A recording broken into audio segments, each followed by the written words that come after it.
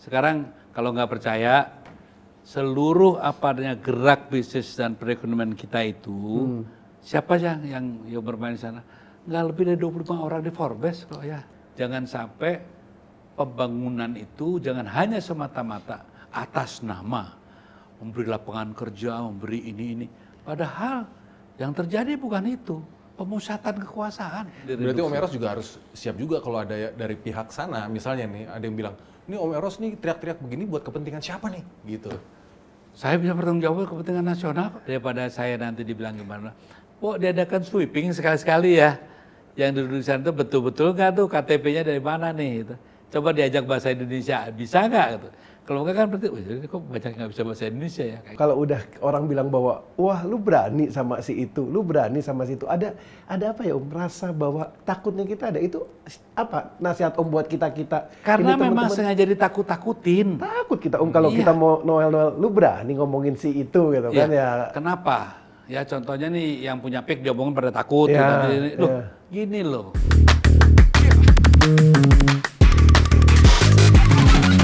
Tambah susah nih. Udah tambah susah berarti kesenjangannya tambah lebar nih. Betul, dan itu namanya kegagalan Prabowo. Padahal dia warisan, betul. Dari warisan yang kacau balau ini menurut saya. Ya, karena memang nggak punya pilihan kan bahwa kesenjangan kita kelompok menengah ini tambah lama tambah. Tanyakan Sri Mulyani dong, ya kan? Kenapa? Uang, bangunnya ini kasih, utangnya makin melebar gitu ya. Nah, sekarang nggak muter. Sekarang diteruskan sama Prabowo kan. Prabowo harus menikul beban ini. Jangan lupa 2025 nanti 12%. Nah, jadi itu juga saya sih nggak yakin itu pasti diturunin juga itu loh. Kalau enggak sih bunuh diri aja itu nanti ya kan. Ya. Terus nanti kalau kan lalu si Sri Mulyani bilang gini, kalau emang enggak itu jangan tinggal di Indonesia, kenapa kamu aja yang tinggal, jangan di Indonesia gitu aja kita balikin ya. Maksud saya, don't talk like that lah, Sri ya, please gitu. Kamu ini siapa sih gitu ya, jangan ngomong begitu ya. Sebagai seorang pemimpin, janganlah ngomong gitu, melukai hati rakyat ya. Tapi justru yang saya pengen, kita nih dari pilkada ya, jangan seluruh pilkada ini menghancurkan masa depan, ya kan? Karena apa? Karena kita lengah. Seolah-olah ya bahwa pilkada itu segala-galanya. Padahal kan pilkada itu ternyata bukan dipersiapkan untuk bangun daerahnya, itu persiapan yang 2000 baru 2024 baru selesai, udah bikin 29. Kenapa? Supaya yang namanya dinasti ini kan punya nantinya masih alur ke sana. Dinasti siapa? Nah, karena dengan memenangkan Jawa itu kan elektoral. Siapapun yang menang di Jawa ya dia akan memenangkan pemilu dan pilpres nantinya. Oh, harapannya itu. Ya, salah satu jadi Om melihat seperti itu bahwa ini mau sebenarnya tidak mau kalau masih terus-terusan cawe-cawe kan ke situ. Setiap orang kan dipanggil, saya titip ya, gitu kan. Iya loh, di TikTok rame loh, malah dia itu Bapak Justip Indonesia katanya gitu.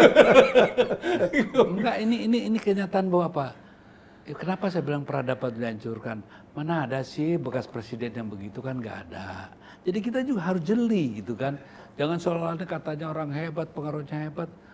Ayam bulu rontok, kenapa? Saya ulangi lagi berkali-kali kenapa? Karena orang dibikin salah baca. Om nanti Om berkali-kali ngomong gitu nanti viral loh Om. Dipotong-potong ayam bulu rontok. Ya itu serah. Karena apa? Karena memang dia yang katanya akan menghabisi PDIP, tidak ada satupun yang menang gitu kan. Ternyata PDIP nggak habis, ya, nggak mampu menghabisi, itu yang paling tepat, ya. Karena apa? Yang kalah menempatkan jagonya di gubernur. Iya, saya setuju, memang kalah kok kenyataannya. Nah kalau dia dari angkanya, ini sih bukan kalah, ya, ini dikalahkan, beda. Oh, dikalahkan. Dikalahkan, iya betul, setuju. Tapi kalau kalah itu ya telak dihabisi sama Pak Jokowi 20%, harusnya 25% paling tinggi. Tapi kalau 40, lu udah keroyok segitu banyak, masih 40, berarti dia menang dong secara konstituen, secara dukungan masyarakat. Solid berarti, masih solid. Masih solid dong. Om kalau lihat ya Om ya, ada sampai kapan ya kelompok oligarki ini megang dia Om? Kan suatu seperti Megang tadi dia ayam, itu siapa? ya ayam berbulu, ayam tanpa bulu itu gitu kan, bahwa iya. ini kan Om tadi bilang pesuruh loh gitu. Kalau seluruh kelas menengah ini tidak oportunis dan harus mau berpikir keras gitu kan, dia harus tahu masa depan bangsa ini gimana, maka tidak akan membiarkan kelompok kecil ini menguasai terus. Seluruh program kita kan berpusatnya di situ. Coba deh sekarang kalau nggak percaya, seluruh apa adanya gerak bisnis dan perekonomian kita itu, siapa yang bermain di sana? Nggak lebih dari 25 orang di Forbes kok ya. Ya, setuju. Di Forbes aja, baca Forbes aja, gampang kok gitu ya. Nah, kalau kemudian, kalau saya bilang begini, bilang rasialis. Wah, contohnya nih ya, padahal saya bilang, saya sedih dengar orang-orang mulai lagi bilang bangsat-bangsat, saya nggak suka gitu ya. Sekarang saya dibilang, saya ngomong begitu kan, dipelintir-pelintir semua, seolah-olah saya rasialis. Padahal yang rasialis itu mereka. Kenapa? Ini juga ada satu jenderal nih yang saya kenal, teman saya, waduh dengan gagah perkasa mengatakan bahwa yang tidak setuju sama PIK 2 itu aja orang-orang yang gimana nggak tahu. Saya cuma ketawa aja. Ini lagi mabok apa lagi enggak sih ini orang ini ngomong gitu ya. Padahal ya sudah cukup pengalaman kan. Jangan karena memang kepentingan ya pundi-pundinya terganggu gitu ya, ngomongnya kok jadi aneh gitu loh ya. Kalau menurut saya memang harus dipikirkan betul ini ya. Jangan sampai pembangunan itu jangan hanya semata-mata atas nama memberi lapangan kerja, memberi ini. Padahal yang terjadi bukan itu, pemusatan kekuasaan. Tapi itu bener loh Om, ini kita berkaca untuk saya sendiri dan teman-teman aja yang saya kenal gitu Om. Saya takut loh kalau udah orang bilang bahwa wah lu berani sama si itu, lu berani sama si itu. Ada apa ya Om, rasa bahwa takutnya kita ada itu apa nasihat Om buat kita karena ini memang sengaja ditakut-takutin. Takut kita Om kalau kita mau Noel lu berani ngomongin si itu gitu kan ya. Kenapa? Ya contohnya nih yang punya PIK diomongin pada takut. Gini loh. Kalau satu, kamu bisa bohongin ya setiap hari satu orang. Tapi nggak mungkin sejuta orang percaya sama kamu dibohongin. Jadi nggak mungkin itu. Jadi sebenarnya percayalah. Nih contoh deh. Saya juga heran nih kenapa pada takut. Jack Ma kurang apa hebatnya? Ya. Nggak sampai seminggu Mas Xi Jinping dicetus hilang, ya kan? Juga apa itu? Konglomeratnya Abramovich, Chelsea. Abramovich ya. Di sana, di Rusia ya. Diginin sama, udah selesai, ya kan? Karena apa? Pemimpinnya berani. Ini menurut Om ini pemimpinnya sekarang gimana? Ya kita berharap bahwa Mas Prabowo ini ya, ayo, nggak usah khawatir lah. Sebetulnya itu hanya yang namanya the ghost train tuh ya. Ya kan pernah saya cerita juga di sini nggak salah ya. Dibilang oh jangan ke stasiun situ, gawat tuh, wah banyak setannya, punya angker gini-gini. Padahal tempat lewatnya apa? Lewatnya barang-barang haram gitu, supaya nggak ada pemeriksaan, supaya orang nggak datang ke situ. Supaya aman-aman aja di situ. Jadi dibuatlah sedemikian rupa seolah si ini hebat, ini habis gitu. Sekarang saya pengen nanya, kalau rakyat berani, mereka yang takut kok.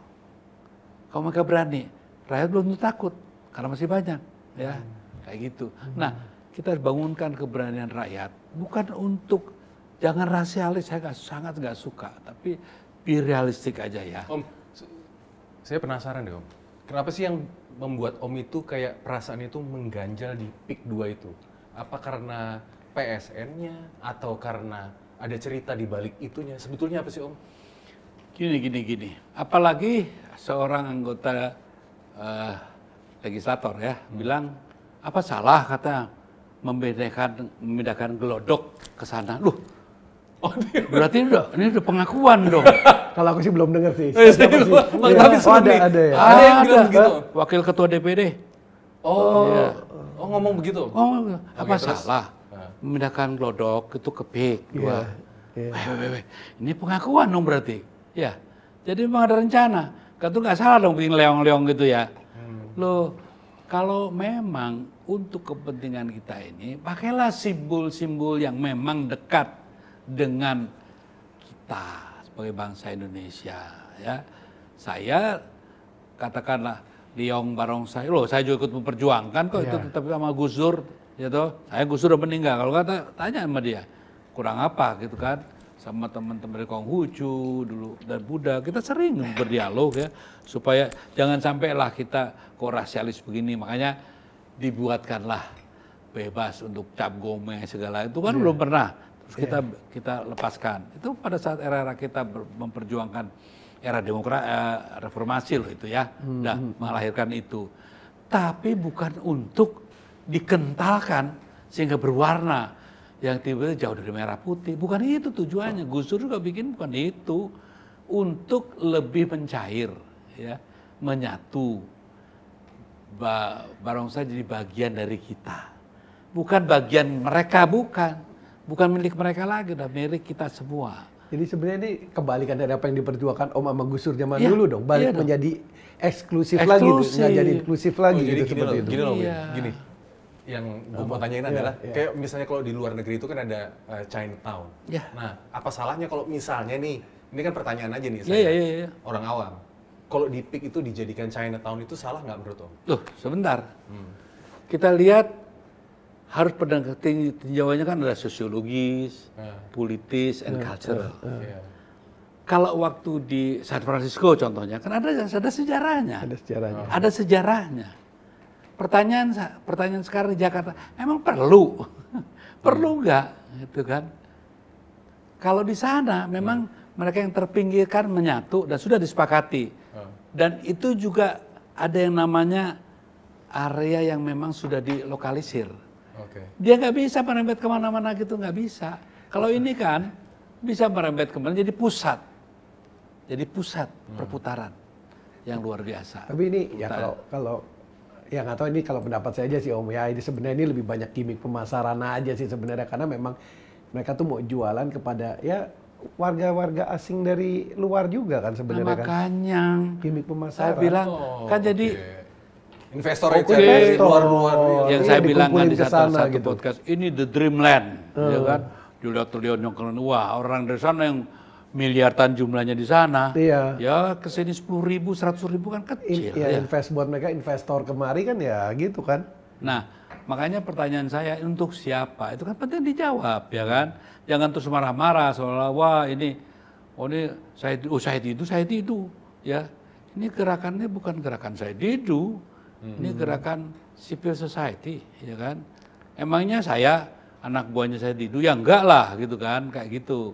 Tapi kesadaran saya yang mengatakan itu bukan karena saya didu. Sebelum saya itu bergerak kita sudah persoalkan kok, gitu ya. Berarti Om Eros juga jangan direduksi. Berarti Om Eros juga harus siap juga kalau ada dari pihak sana, misalnya nih ada yang bilang, ini Om Eros nih teriak-teriak begini buat kepentingan siapa nih, gitu.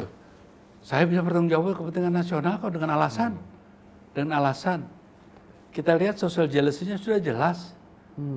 Kita lihat kemarin itu kenapa baru aja orang sedikit aja gitu jadi ribut seperti itu. Kita lihat pemagarannya segala begitu ya. Yang tertabrak, yang anak kecil tertabrak sama. Iya. Dan bagaimana cara pengambilan alihan tanahnya segala macam itu harus dipelajarin lah ya. Artinya jangan cepat juga mengasumsikan bahwa ini hanyalah gerakan orang-orang yang kecewa. Saya ada urusan apa? Saya kepentingan apa? Saya nggak punya bisnis di sana, enggak gitu kan ya.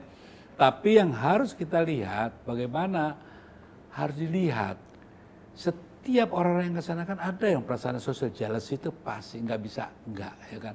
Apalagi diekspos sedemikian rupa pemilihan RW aja tuh kayak pemilihan kayak gimana ya, kayak pemilihan gubernur itu kan ya. Lihat kan? Belum lihat sih. Lihat. Itu gitu loh. Nah, ada hal seperti ini, tolonglah dipikirkan kembali ya. Apakah perlu ini di PSN kan gitu ya? Orang sudah jelas. Kan sudah ditinjau ya Om ya? Saya tidak tahu. Kayaknya gitu saya lihat baca berita tuh. Harusnya memang harus ditinjau ulang. Kenapa? Kalau memang itu di wilayah di Pacitan, dia ngapain di PSN kan? Diakuin sendiri kan? Apa salah katanya? Gelodok dipindahkan ke sono. Lalu, kenapa jadiin PSN kalau begitu? Gitu loh. Nah, itu yang komentar itu ketua DPD? Wakil ketua DPD. Oh, dalam rangka apa beliau? Nggak tahu, saya lihat di podcast. Itu terbukti kok kan. Jadi saya lihat, gitu kan. Nah, hal seperti ini yang perlu kita pikirkan bersama. tanpa kebencian lah gitu. Jangan. Saya juga kalau dikatakan ada apa sama siapa, saya nggak ada urusan gitu kan ya. Setuju Om. Kita bicara itu bukan kebencian kok. Mereka bisa berbisnis dengan baik dan sesuai aturan. Sebenarnya kita happy kok. Iya. Bahwa ada lapangan pekerjaan dibuka Iya. atau apa. Tapi ya dengan aturan yang baik lah gitu kan. Iya. Dan kedua juga gini ya, umpamanya nih. Masuk pertama sana tuh udah ya gawang, pintu gerbangnya Garuda gitu. Apa gitu kan, macan atau apa gitu kan. Kalau enggak si Jambang Betawi kayak gimana. Pasti ada simpati kan. Tapi masuknya naga udah. Jadi kayak apa ya? Itu provoking. Buat saya provokatif itu. Atau kalau enggak, benar kata Erwin, buat narik investor dari luar situ kali, makanya harus pakai itu. Makanya jangan bilang buat untuk pekerja Indonesia dong, ya kan? Masalahnya Ya. kalau punya duit bisa beli di sana ya. Nah, hanya itu katanya orang-orang bener, itu, iya. orang-orang itu aja Nah, kok. itu yang saya pikir. Iya. Jangan memanipulasi data. Oh. Seolah-olah ini untuk tempat tinggal, memperlebar orang bisa tempat tinggal di situ, ya kan? Nah, kita harus lihat itu. Ini realita ya. Makanya saya ajak, daripada saya nanti dibilang gimana, diadakan sweeping sekali-sekali ya. Yang duduk di sana itu betul-betul nggak tuh KTP-nya dari mana nih? Gitu. Coba diajak bahasa Indonesia, bisa nggak? Gitu. Kalau nggak kan berarti, kok banyak nggak bisa bahasa Indonesia ya, kayak gitu loh ya. Ini kan menarik untuk kita lihat. Apa nanti kalau begitu membesar, itu bisa betul-betul bisa jadi komunitas sendiri kok ya. Dengan sekian hektar mungkin menjadi lebih besar dari Singapura, itu kan satu hal yang perlu kita pertanyakan, ya kan? Ini Om Eros ngomong begini keras loh, nggak takut Lebih jadi tuduhan gitu loh, iya kan? Saya takut itu kalau orang punya pikiran busuk, jelek gitu ya. Saya tidak punya pikiran untuk menjelekkan siapapun. Saya hanya minta kejelasan dari pemerintah, ngapain lu ngasih PSN itu. Kalau ada pernyataan udah jelas nih, ini kan orang yang selalu bersinggungan sama mereka. Iya. Ya, apa salahnya kalau yang Glodok sudah begitu, Glodok dipindahkan Jadi ke sana. sebenarnya cuma bisnis aja sebagai pengusaha ya Om ya. Nah lo, ini jadi gimana? Kan nggak bener dong ya. Kita aja yang lebih ngeri. Ya kita kan nggak, kita nih coba bicara itu jangan dengan sentimen, jangan dengan kebencian, jangan dengan apa seolah ya emang saya Iri sudah hati setuju lah ya. orang yang secara provokatif ngomongnya begitu, saya juga nggak begitu suka ya. Tapi ya nggak kan saya nggak bisa ngelarang, walaupun teman-teman saya sendiri semua ya. Tapi kan satu, bahwa hanya saya tegaskan sekali lagi kebetulan di channel ini nih ya, bahwa ini bukan gerakan orang per orang. Ini bukan gerakannya saya Didu. Sebelum saya Didu ngomong, kita udah rapatkan mungkin setengah tahun atau 1 tahun sebelumnya, itu kan. Itu pesan rapat kita juga dulu ya. Jadi maksud saya gimana ya, kita memikir seperti ini, seperti hanya dulu saya ingatkan Mbak Mega tentang Gibran. Ya. Tapi kan nggak dengar ya. Kenapa Teman-teman PDP segala itu saya bilang, ini ngapain, jangan kasih dia, akan ngerusak tatanan, karena anak presiden gitu kan. Kalau dia anak siapa, bahkan pada Pak, kalau nggak Mensesnek ya, kalau nggak salah gitu, tanya Pratekno lah, masih hidup orangnya gitu kan. Dia bilang, Mas apa gimana, selalu jawabannya, seorang rektor loh ya, dia bilang, emang ada yang salah melanggar konstitusi? Hah? Ya memang secara hukum undang-undang nggak ada, tapi etika di mana? Code of conduct kan ada ya. Kepantasan. Masa namanya etika itu nggak jadi pijakan sebuah hukum? Ya kalau hukum tanpa etika aja hukum apa ini gitu kan? Ini waktu Mas Gibran yang kapan ini? Oh iya, waktu Mas wali kota. Oh, waktu wali kota. Wali kota, sejak wali kota saya udah peringatkan. Tapi kan ya nggak ada. Nah sama aja kalau saya ngomong PIK ini. Nggak didengerin juga gitu Ya nanti maksudnya? ke depannya. Oh, oke. Ya ke depan nanti kalau udah terjadi, oh iya ya, kenapa begini ya, baru pada marah-marah. Udahlah ngapain itu. Lebih baik kita ngomongin sekarang, ya kan. Mungkin kedengaran apa yang omongan saya nggak enak, gitu. Nggak apa-apa, ya. Tapi jangan sampai nanti terjadi sesuatu yang luar biasa tak terduga, ya. Kemudian orang jadi marah, padahal apa salahnya sih teman-teman Chinese sih? Dia kan nggak pernah minta waktu mau lahir ya ditanya gitu. Kamu lahir dari rahim Arab, Indonesia apa Chinese? Kan nggak pernah ditanya. Dia dilahirkan. Masa dia nggak bisa diterima sebagai bagian dari bangsa kita? Nah, tapi dengan cara-cara seperti ini terjadi ada segregasi lagi nanti. Terciptalah garis segregasi yang tanpa disadari. Nah, sekarang pada ngoceh-ngoceh, wah itu orang-orang yang stres saja, nggak ngerti begini. Ya sudah, itu orang yang kepentingannya terganggu aja, gitu kan. Saya kan terganggu apa? Saya dapat apa ngomong gini? Nggak dapat apa-apa. Cuman satu, saya selalu mendengarkan apa yang dibisikkan ke telinga saya oleh para pendiri Republik ini, gitu. Saya yakin pendiri Republik ini nggak menginginkan seperti ini. Itu aja yang saya yakinin. Mau menghancurkan keyakinan saya, ya nggak bisa, gitu kan. Kayak gitu. Jadi maksud saya, jadi saya hanya mendengarkan apa yang bisikan yang saya yakini dari mimpi saya dan setiap dalam kelengangan saya di malam hari, suara-suara dari para pendiri Republik itu yang saya jalankan. Nah, ini pertanyaan terakhir nih Om. Ini harapannya Om Eros ini buat pemerintahan baru, apalagi ke presiden yang baru nih. Seperti apa sih? Mengenai ini juga nih persoalan PIK 2 lah, apapun lah itu. Presiden yang baru, kalau memang mau membenahi Indonesia, audit semuanya. Lakukan audit, ya. Apa tuh yang sudah dialokasikan semua, diaudit. Dari mulai katakanlah pembelanjaannya, itu rencananya, dan kenapa kamu ngasih PSN, kenapa kamu ngasih tambang ini ke sana, ke si ini, ke si itu, gitu kan. Diaudit semua kerja-kerja yang sudah masa lalu gitu ya, yang kira-kira tidak baik untuk ke depan, harus berani diaudit. Kalau tidak diaudit, memang Pak Prabowo sudah menyiapkan diri menjadi pencuci piring. Itu yang saya tidak mau sebagai presiden yang saya hormatin gitu. Saya sebagai warga negara wajib membantu presiden saya yang terpilih. Sebagaimana dulu waktu Pak Jokowi pertama, itu ada praktik, tanya aja orangnya, saya bantu kok. Sepenuhnya, sepenuh hati. Ada nggak saya pernah minta jabatan, pernah minta duit? Mas Partik, yuk ngomong ya. Bener nggak saya gitu? Jadi maksud saya, kalau saya ngomong begini pun, sebetulnya saya ingin satu aja gitu. Saya hanya mencoba menjalankan apa yang dibisikkan ke telinga saya setiap malam oleh para pendiri Republik. Dibilang, oh ini orang gila, biarin aja. Tapi gila saya, gila yang terpimpin gitu ya. Jadi maksud saya, harapan saya termasuk juga Mas Pram, termasuk Rakyat Jakarta. Rakyat Jakarta, sudah saatnya Anda merasa orang yang terselamatkan.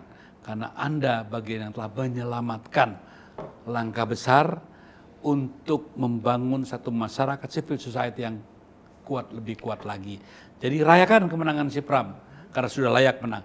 Yang kalau nanti ada macam-macam, ini pasti saya khawatir kalau sampai nanti orang macam-macam akan terjadi, bisa jadi ada petasan banyak, kebakaran banyak. Ini pasti. Kenapa? Kalau sudah layak 44 kecamatan, hanya 2 yang mereka menangkan. Jadi tidak ada alasan apapun untuk Raya Jakarta. Ya, Raya Jakarta. Tidak ada putaran kedua. Rayakan mulai malam hari ini sampai tanggal 16. Katakan rakyat yang menang. Pram hanya bagian yang membukakan pintu itu.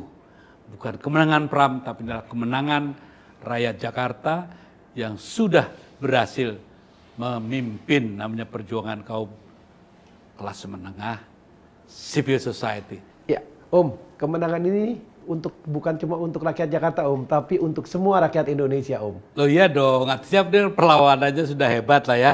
Artinya congratulations buat seluruh rakyat Indonesia yang sudah berusaha sekuat tenaga ya memenangkan harga diri kita bangsa, sebagai rakyat, sebagai civil society. Selamat pokoknya buat kalian. Om, thank you ya. Oke, thank you. Sama-sama. Terima kasih, Om.